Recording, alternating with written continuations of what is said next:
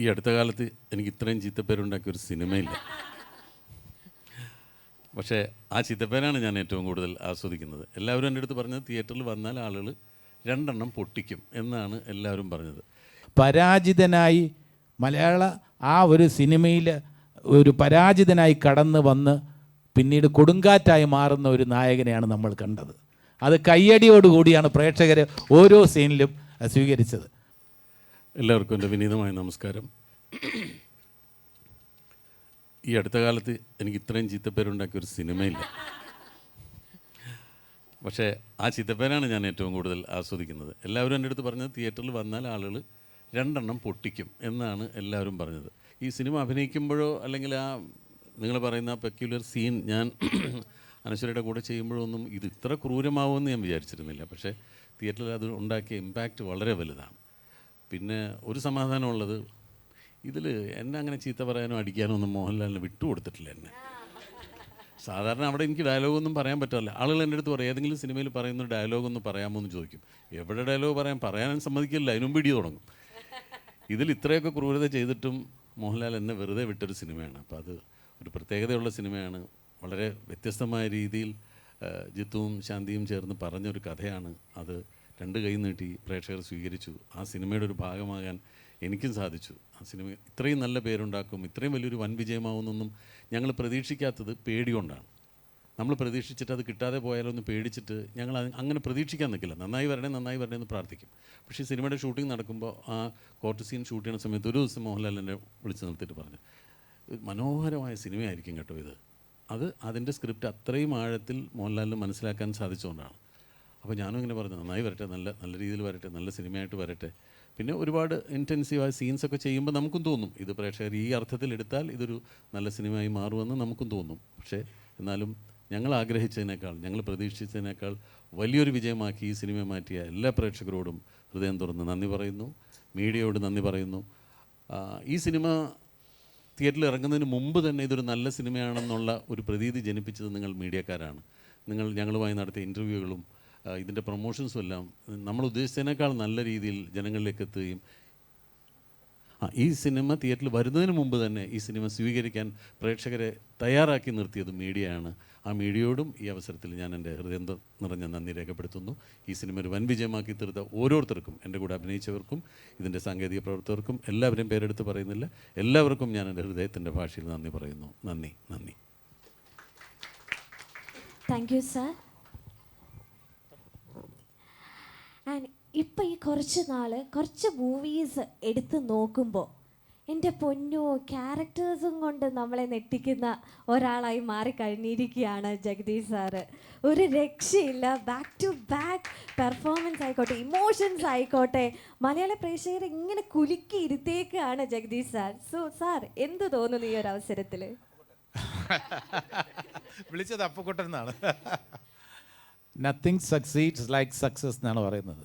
വിജയം പോലെ വേറെ ഒന്നും വിജയിക്കില്ല. അപ്പോൾ വളരെ സന്തോഷമുണ്ട്. എല്ലാവരോടും നന്ദി, പേരെടുത്ത് പറയുന്നില്ല. ഇതിൽ മേജർ ഫാക്ടേഴ്സ് എന്ന് ഞാൻ കണക്കാക്കുന്ന ഒരു സംവിധായകൻ്റെ മികവും ഒരു നായകൻ്റെ അഭിനയ തികവുമാണ് ഏറ്റവും വലിയ കോൺട്രിബ്യൂട്ടിംഗ് ഫാക്ടേഴ്സ്. അത് ജിത്തു ജോസഫ് എന്ന് പറയുന്നത് ഒരു സംവിധായകൻ എന്നതിനപ്പുറം ആ ഒരു ക്യാപ്റ്റനാണ്, ആ സെറ്റിലെ ക്യാപ്റ്റനാണ്. വളരെയധികം ക്ഷോഭിച്ച് ഞാൻ ഒരിക്കലും ജിത്തുവിനെ കണ്ടിട്ടില്ല. കാരണം ഇത്രയും ക്യാമറ വെച്ച് ഷൂട്ട് ചെയ്യുമ്പോൾ, സതീഷിന് വേണ്ട നിർദ്ദേശങ്ങൾ നൽകി 4 ക്യാമറ വെച്ച് ഷൂട്ട് ചെയ്യുമ്പോൾ, സൈമിൾട്ടേനിയസ് ആയിട്ട് ഷൂട്ട് ചെയ്യുമ്പോൾ ഒരു കൺഫ്യൂഷൻ ഇല്ലാതെ, അതൊരു പ്രത്യേക കഴിവാണ്. ആ സമയത്ത് ക്ഷോഭിക്കാൻ എളുപ്പമാണ്. കാരണം എവിടെയെങ്കിലും ഒന്ന് കുഴപ്പം കണ്ടാൽ അപ്പോൾ ക്ഷോഭിക്കാനാണ് പെട്ടെന്ന് എല്ലാവർക്കും തോന്നുക. അതൊക്കെ മാറ്റിയിട്ട് വളരെ ഫ്രണ്ട്ലി ആയിട്ട് എല്ലാവരോടും പെരുമാറാൻ കഴിയുക എന്ന് പറയുന്നത് അത്ര ഈസി ആയിട്ടുള്ള കാര്യമല്ല. അപ്പോൾ അത് പിന്നെ എന്താണ്, എന്നെ കഥ വിളിച്ച് പറയുമ്പോൾ ഫോണിലൂടെയാണ് കഥ പറഞ്ഞത്. പറഞ്ഞ ആ ഒരു ക്ലാരിറ്റി, സംവിധാന സമയത്ത് ഒരു സീൻ ശാന്തിയുമായിട്ട് ഡിസ്കസ് ചെയ്യുന്ന സമയത്തൊക്കെ ക്ലാരിറ്റി എന്നുള്ളൊരു കാര്യം നന്നായിട്ടുണ്ടായിരുന്നു. മോഹൻലാൽ എന്ന ആക്ടർക്ക് ഈ ട്രെൻഡിനനുസരിച്ചിട്ടുള്ള സൂക്ഷ്മമായിട്ടുള്ള ചലനങ്ങൾ, സൂക്ഷ്മമായിട്ടുള്ള ഭാവങ്ങൾ. ഒരു കാര്യത്തിൽ ഞങ്ങൾക്ക് എല്ലാവർക്കും സന്തോഷമുണ്ട്. പ്രൊമോഷൻ സമയത്ത് ഞങ്ങൾ പറഞ്ഞതെല്ലാം സത്യങ്ങളായിരുന്നു എന്ന് പ്രൂവ് ചെയ്യാൻ കഴിഞ്ഞു. നിങ്ങളുടെ മുന്നിൽ സാക്ഷ്യപ്പെടുത്താൻ കഴിഞ്ഞു. പ്രൊമോഷൻ സമയത്ത് ഇത് വിജയിപ്പിക്കാൻ വേണ്ടി അനാവശ്യമായ ഒരു അവകാശവാദങ്ങളും ഞങ്ങൾ നിരത്തിയില്ല. അന്ന് പറഞ്ഞിരുന്നു മോഹൻലാൽ എന്ന ആക്ടറിൻ്റെ സൂക്ഷ്മമായ ചലനങ്ങളും ഭാവങ്ങളും.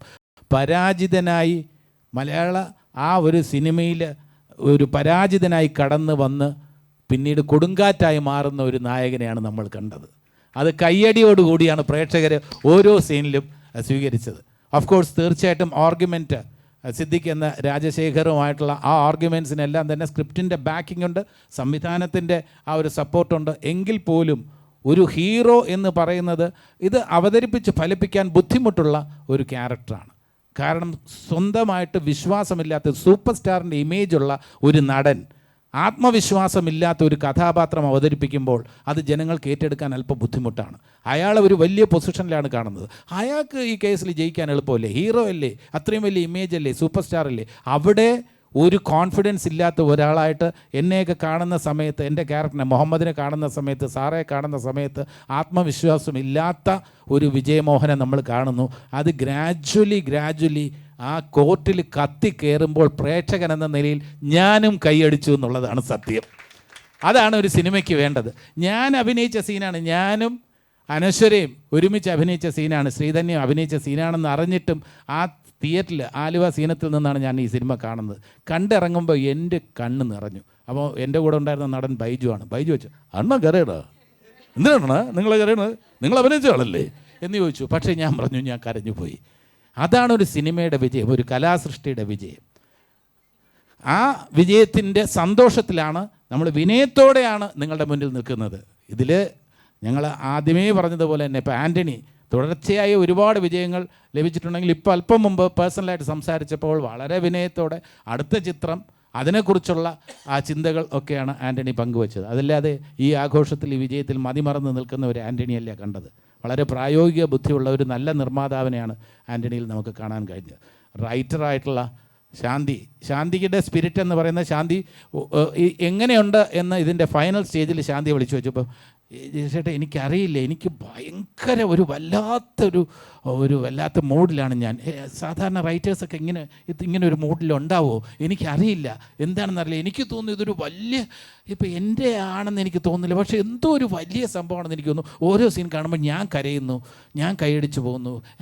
അങ്ങനെ ഒരു ഫീലിംഗ് ഉണ്ടാവുമോ സാധാരണ, അതോ എനിക്ക് മാത്രം കിട്ടുന്നതാണോ എന്ന് എന്നോട് വിളിച്ച് ചോദിക്കുകയായിരുന്നു. അത് ആ ലെവലിൽ എല്ലാവരും ഇതിനകത്ത് ഇൻവോൾവ് ആയിരുന്നു.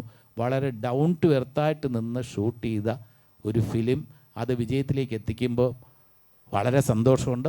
മീഡിയയോട് പ്രത്യേകം നന്ദി പറയുന്നു. നിങ്ങൾ നൽകിയിരിക്കുന്ന സപ്പോർട്ട്, ഈ ആഫ്റ്റർ റിലീസ് നൽകിയിരിക്കുന്ന സപ്പോർട്ടും വളരെ വലുതാണ്. വളരെ സത്യസന്ധമായിട്ടുള്ള റിവ്യൂസ് നിങ്ങൾ എടുത്തു പറയേണ്ട ആർട്ടിസ്റ്റുകളെക്കുറിച്ച്, അവരുടെ പെർഫോമൻസുകളെക്കുറിച്ച് എടുത്തു പറയുന്നു. മോഹൻലാൽ എന്ന നടൻ്റെ ആ പെർഫോമൻസിൻ്റെ ആ മികവിനെക്കുറിച്ച് ഓരോ പോയിൻ്റായിട്ട് സ്ക്രീനിൽ പ്രത്യക്ഷപ്പെടാത്തപ്പോൾ പോലും ഞങ്ങൾ ആസ്വദിക്കുന്നു, ആ മോഹൻലാലിൻ്റെ സാന്നിധ്യം അറിയുന്നു എന്നുള്ള തരത്തിൽ റിവ്യൂ വരുമ്പോൾ അതിനേക്കാൾ കൂടുതൽ ഞങ്ങൾക്കൊന്നും കിട്ടാനില്ല. എല്ലാവരോടും നന്ദി പറയുന്നു.